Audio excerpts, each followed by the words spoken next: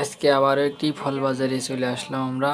এই যে দেখতে পাচ্ছেন, এটা কিন্তু ম্যান্ডারিন কমলা। এটার পাইকারি দাম বলছে 120 থেকে 110 টাকা। তো আজকে কিন্তু বিভিন্ন ধরনের মাল উঠেছে, ফল আর কি।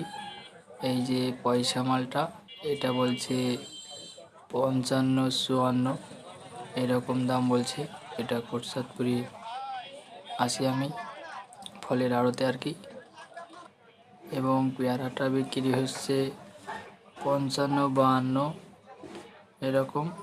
এবং আজকের বাজারে কিন্তু প্রচুর পরিমাণে মাল আসছে, আপনারা দেখতে পাচ্ছেন। এবং এই ড্রাগনটি বিক্রি হয়েছে 115-10। ড্রাগনের বাজার একটু কম আর কি। বিক্রিটের মালগুলো বিক্রি হচ্ছে 85 টাকা। তো এই যে দেখতে পাচ্ছেন প্রচুর পরিমাণে ড্রাগন উঠেছে। তো আজকে এই ছিল ভিডিও।